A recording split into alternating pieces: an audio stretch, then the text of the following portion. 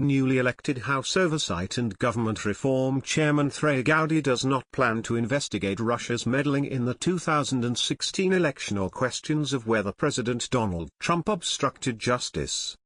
The South Carolina Republican told a gathering of reporters Friday that he instead wants to return the Oversight panel to its original compulsory jurisdiction, including overseeing more mundane issues like government procurement and the census. And while Oversight will likely pursue some investigations eventually, Gowdy was adamant that he does not want to infringe on the work of Special Counsel Robert Mueller.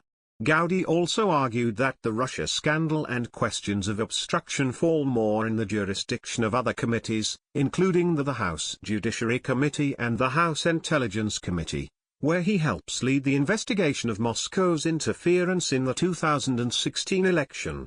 Number 1. It's in the jurisdiction of Bob Mueller. And secondarily, I would think judiciary has jurisdiction over the Department of Justice and the FBI, he said.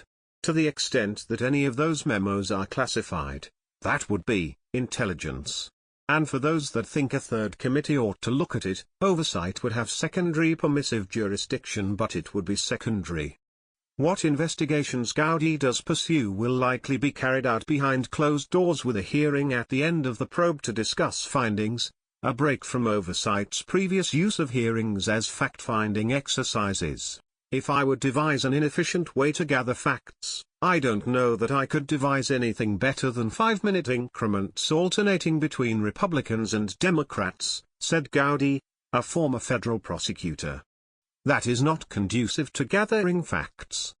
In short, gone are the days of high-profile oversight hearings lambasting executive officials caught up in scandals. Reporters, lawmakers and the public have grown accustomed to aggressive oversight chairmen pursuing public probes, including investigations on the IRS's Tea Party targeting or the Fast and Furious gunwalking controversy. Gowdy is no stranger to explosive public hearings, having led the House Select Committee on Benghazi. But he argues those previous oversight investigations were not the committee's main duties under House rules. Rather, to kick off his tenure, Gowdy plans to hold hearings on criminal justice reform and the decennial census, which is coming up. He's also promising a light-handed approach to the District of Columbia, which falls into his panel's jurisdiction. When Gowdy was previously subcommittee chairman for D.C. affairs, he said he tried really hard not to meddle with local issues and is good friends with Eleanor Holmes Norton, DDC. He added of course he is going to do things that she does not like, but he expects to stick with his past approach. On Russia, Gowdy argued that House Judiciary Committee Chairman Bob Goodlatte has more jurisdiction over the obstruction question. And he said he'll continue his work helping probe the matter as one of the lawmakers leading the intelligence investigation. He said he doesn't want to undermine Mueller's work and has explicitly promised him not to do so. I told Bob Mueller Tuesday that I would never do anything wittingly or unwittingly that veered over into his lane, and his lane is broad and undetermined at this point. Gowdy's approach differs sharply from that of outgoing Oversight Chairman Jason Chaffetz, who is resigning at the end of June to pursue a career in television.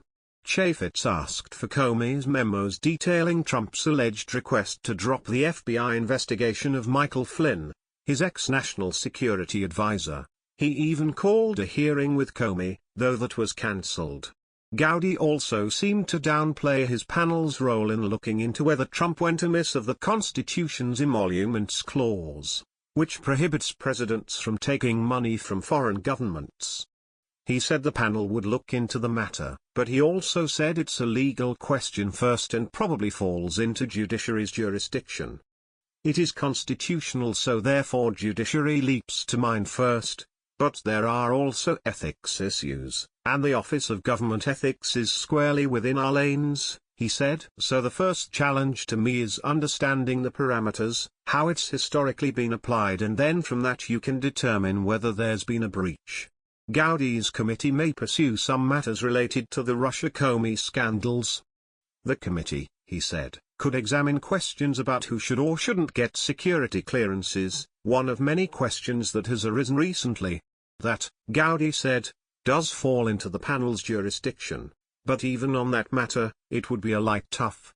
Case in point, his Democratic counterpart on the panel, Elijah Cummings, RMD, recently wrote to the administration asking why it had not revoked the security clearances of Trump's son-in-law and advisor Jared Kushner, who failed to disclose his interactions with Russian officials on his security clearance application.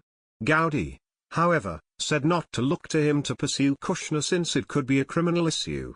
Allegations of criminal or quasi-criminal activity is squarely within Mueller's jurisdiction, Gowdy said. So the process by which security clearances are granted, if that needs to be tightened, amended, changed, I'm all for it. The revocation of previously existing security clearances. We don't investigate crime.